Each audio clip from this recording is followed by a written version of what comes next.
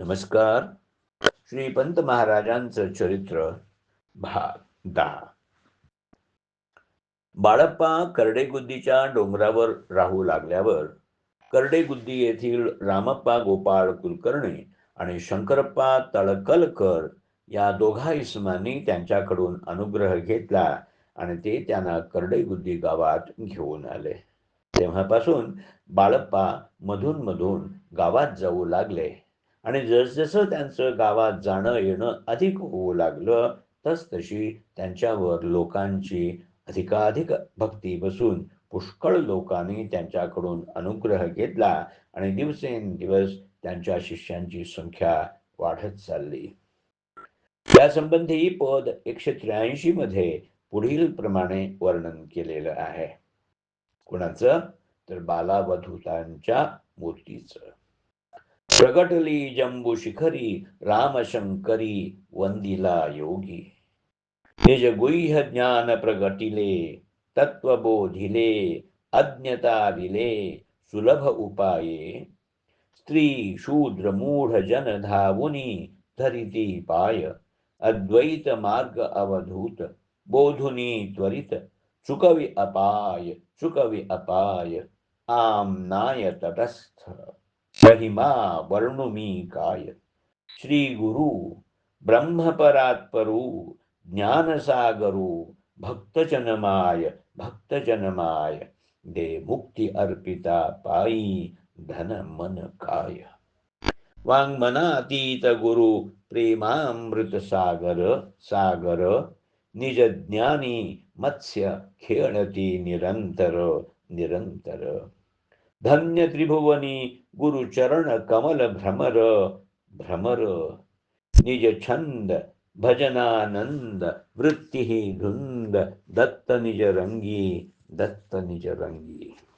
इथं रामशंकरी असा ज्याचा उल्लेख केलेला आहे तेच बाळप्पांचा प्रथम अनुग्रह घेतलेले करडेगुद्दी येथील रामप्पा आणि शंकरप्पा हे होत. तसंच चरित्र नायकांनी पद 47 मध्ये बाळप्पांचं पुढील प्रमाणे वर्णन केलेलं आहे. मलप्रभातिरी परीक्षा नगरी दत्तहा अवतरी भक्त कार्या. जंबुद्वीपी प्रगट होऊनिया खेळे दासांचिया मेळे अहर्निशी. स्त्री शूद्रादी लहान थोर उद्धरिले जाणुनी मिरविले पिसेपण. नंतर पद क्रमांक 330 मध्ये पारखपुर क्षेत्री अवतरला गुरु माझा साकार भक्त काजा. जंबू कपाटी दावितसे बहु मौजा घेई सुर नर मुनी पूजा. भरुनी सर्वत्र अनंत उरला असं म्हटलंय.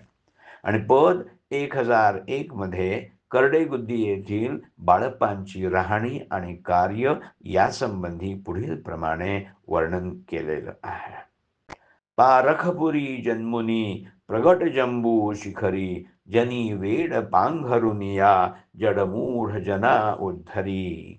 अलिप्त सदा असुनी अवधूत मार्ग पसरी. बाळप्पांची शरीर यष्टी उंच सडपातळ आणि सुदृढ असून त्यांचा वर्ण निमगोरा होता. करडेगुद्दीला आल्यावर प्रथम त्यांचा पेहराव मागं वर्णन केल्याप्रमाणे होता, पण पुढं त्यांनी जटा आणि दाढी काढून टाकल्या.